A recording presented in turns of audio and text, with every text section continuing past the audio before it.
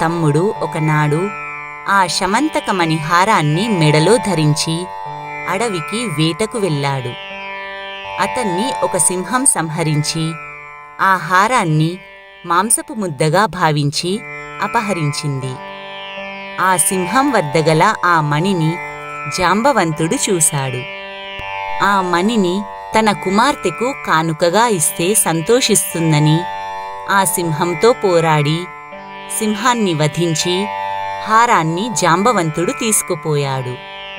అయితే శ్రీకృష్ణుడే తన తమ్ముణ్ణి చంపి శమంతకమణిని అపహరించాడని సత్రాజిత్తు తలచి లోకమంతా ప్రచారం చేశాడు.